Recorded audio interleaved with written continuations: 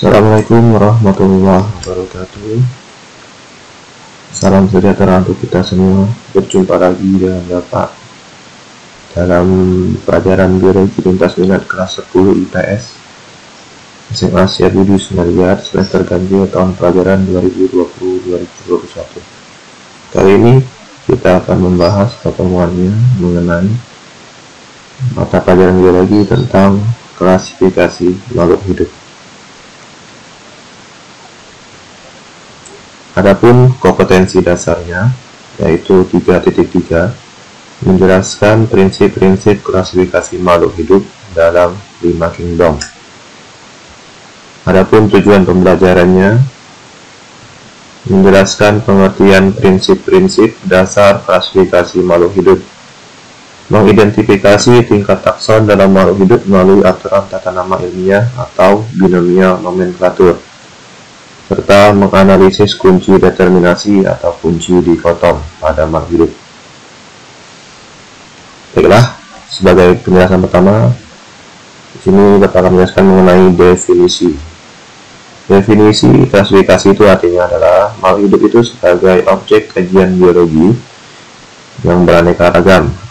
Supaya mudah mempelajarinya, maka para ahli melakukan klasifikasi untuk menyederhanakannya. Nama lain dari klasifikasi itu bisa kita sebut juga dengan penggolongan. Klasifikasi makhluk hidup adalah pengelompokan makhluk hidup berdasarkan ciri-ciri tertentu yang dimilikinya. Jadi, inilah definisi dari klasifikasi makhluk hidup, yaitu pengelompokan makhluk hidup berdasarkan ciri-ciri tertentu yang dimilikinya. Berikutnya, kedua itu dasar-dasar sistem klasifikasi makhluk hidup. Beberapa dasar klasifikasi digunakan dalam melakukan klasifikasi antara lain yaitu ciri-ciri fisik, morfologi, cara reproduksi, manfaat, ciri-ciri kromosom, kandungan gen di dalam kromosom, dan kandungan zat biokimia. Dapat dibedakan menjadi 4. Yang pertama, sistem klasifikasi berdasarkan sistem alamiah, sistem klasifikasi berdasarkan sistem artifisial atau buatan, sistem klasifikasi berdasarkan filogenetik, dan terakhir sistem klasifikasi berdasarkan sistem modern. Jadi ada 4 sistem klasifikasi makhluk hidup. Penjelasannya, klasifikasi sistem alamiah adalah klasifikasi untuk membentuk takson-takson yang bersifat alamiah sesuai kehendak alam. Dasar yang digunakan adalah persamaan sifat, terutama sifat morfologinya. Pertama kali ditemukan oleh Aristoteles yang mengelompokkan di bumi ini menjadi 2 kingdom, yaitu hewan dan tumbuhan. Berikutnya, yang kedua, klasifikasi sistem artifisial atau buatan, yaitu tujuannya praktis, misalnya berdasarkan kegunaannya. Berdasarkan kegunaannya, tumbuhan dikelompokkan menjadi tanaman obat, hias, makanan pokok, sayuran, buah-buahan, sandang, ataupun papan. Sistem artifisial diperkenalkan pertama kali oleh seorang naturalis berkebangsaan Swedia, Carl von Linné, yang lebih dikenal dengan nama Carolus Linnaeus. Yang ketiga, klasifikasi sistem filogenetik. Sistem filogenetik didasarkan pada jauh dekatnya hubungan kekerabatan antara organisme atau kelompok organisme, dengan melihat kesamaan ciri morfologi, anatomi, fisiologi, dan etologi atau perilaku. Hubungan kekerabatan ini digambarkan sebagai pohon filogenetik. Klasifikasi ini diperkenalkan oleh teori evolusi yang dikemukakan oleh Charles Darwin pada tahun 1859. Terakhir, yang keempat, dasar klasifikasi makhluk hidup yaitu klasifikasi sistem modern. Dibuat berdasarkan hubungan kekerabatan organisme atau filogenetik, ciri-ciri gen atau kromosom, serta ciri-ciri biokimia. Pada sistem ini, selain menggunakan dasar perbandingan ciri-ciri morfologi, struktur anatomi, fisiologi, etologi, juga dilakukan perbandingan struktur molekuler dari organisme yang diklasifikasikan. Yang ketiga, Penjelasan yang ketiga itu tingkatan takson dalam klasifikasi makhluk hidup. Takson adalah sejenis tingkatan ya, bertingkat-tingkat penggolongan ya. Jadi klasifikasi makhluk hidup itu didasarkan namanya takson atau tingkatan. Ada takson merupakan tingkatan dari suatu unit atau kelompok makhluk hidup yang tersusun dari tingkat paling tinggi hingga tingkat paling rendah. Urutannya dimulai dari paling tinggi ke paling rendah, yaitu sebagai berikut. Jenjang tingkatan takson makhluk hidup ada 8. Yang pertama, paling tinggi adalah kingdom atau regnum. Nama bahasa Indonesia adalah dunia atau kerajaan. Yang kedua adalah filum atau divisio, bagian atau keluarga besar. Klasis atau kelas. Berikutnya ordo, bangsa. Familia, suku. Genus, marga. Spesies, jenis. Varietas atau cultivar, ras.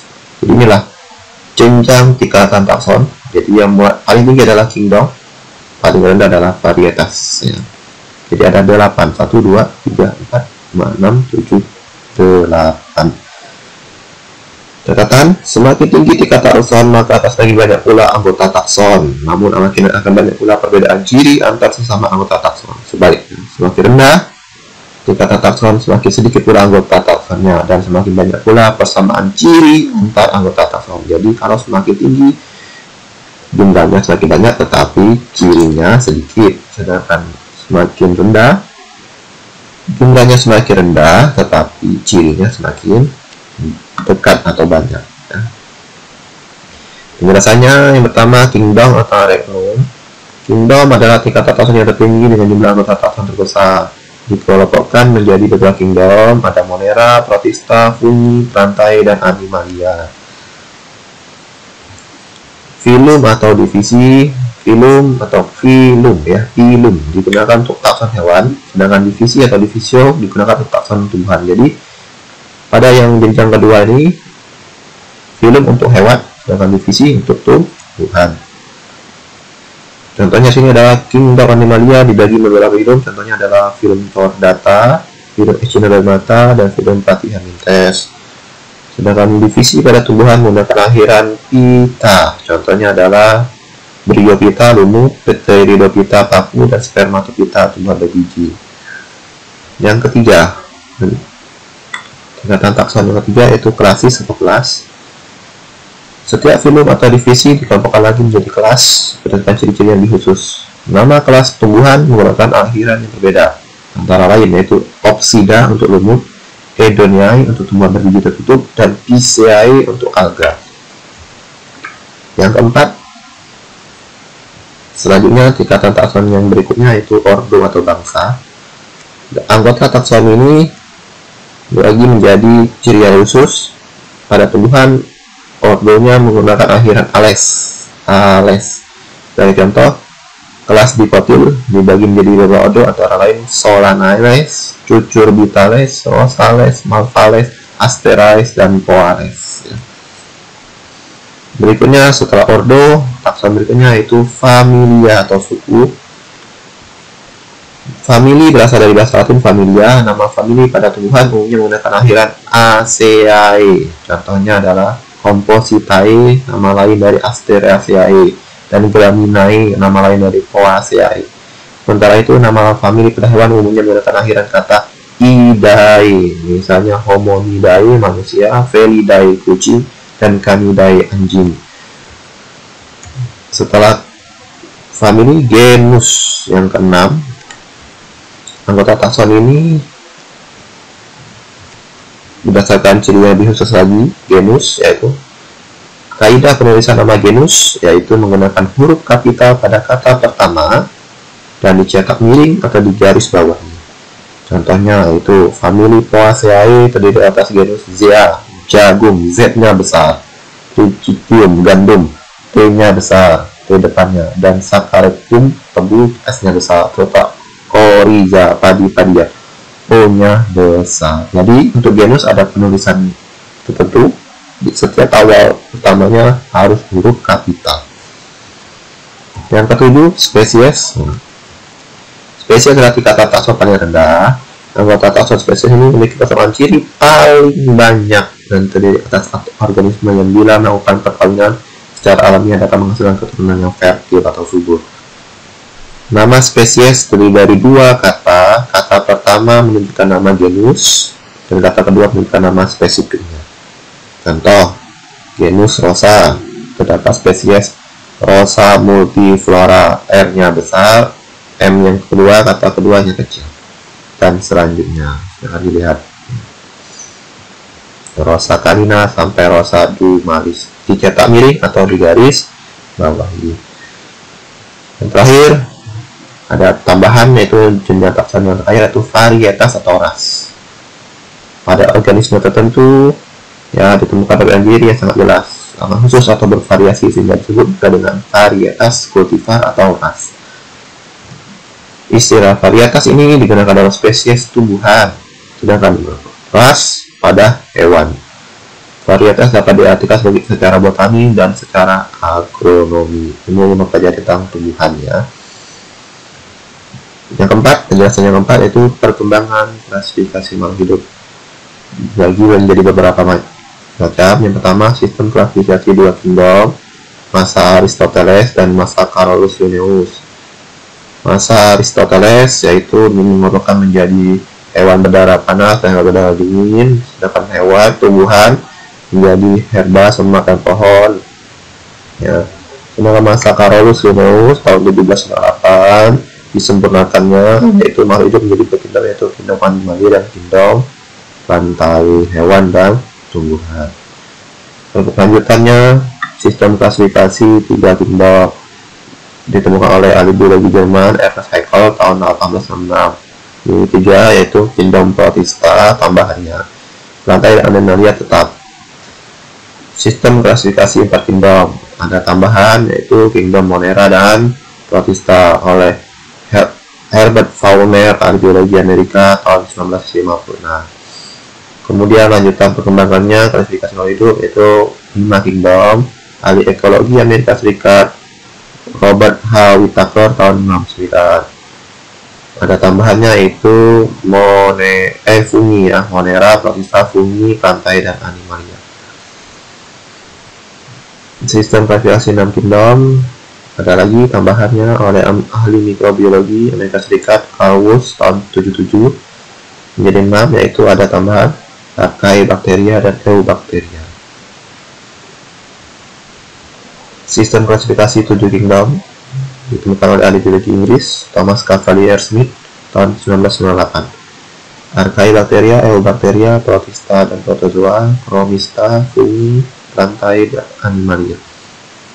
Dalam sistem klasifikasi ini terdapat kingdom baru yaitu Chromista. Ini yang anggotanya merupakan bagian dari kingdom fungi, jamur, dan Protista. Yang kelima, sistem tata nama makhluk hidup. Seperti penjelasan sebelumnya pada tingkat taxonomi genus dan spesies, bahwasanya bersifat universal, menggunakan bahasa Latin, menggunakan sistem tata nama ganda atau binomial nomenklatur. Terdiri dari dua kata. Kata pertama merupakan genus, kata kedua spesies, dicetak miring atau bergaris bawah terpisah. Kata pertama diawali dengan huruf besar, kata kedua diawali dengan huruf kecil. Semua ya. Seperti contoh dari slide genus dan spesies tadi ya. Contohnya di sini. Zea mais, jagung. Kata pertama ini adalah genus, kata kedua adalah spesies. Jadi digabungkan namanya adalah sistem tata nama ilmiah makhluk hidup. Z-nya besar, untuk M-nya semuanya kecil ya, dan dicetak miring atau digaris bawahi. Burung merpati, Columbia livia, C-nya besar, N-nya kecil. Musa paradisiaca, tanaman pisang, M-nya besar, P-nya kecil. Terakhir, harimau, Panthera tigris, P-nya besar, T-nya kecil ya. Jadi inilah contoh penulisan yang benar ya, menggunakan bahasa Latin untuk tata nama ilmiah makhluk hidup ya. Identifikasi atau determinasi terakhir ya. Ciri khas makhluk hidup menentukan nama makhluk hidup dengan benar dan menempatkannya dalam sistem klasifikasi. Langkah-langkahnya adalah mengenali ciri makhluk hidup, membandingkan menyamakan dengan makhluk hidup yang sudah dikenal identitasnya. Biasanya dapat berupa ingatan, bantuan orang lain, spesimen acuan, pustaka, dan komputer atau internetnya. Kunci determinasi atau dikotomis nama lainnya.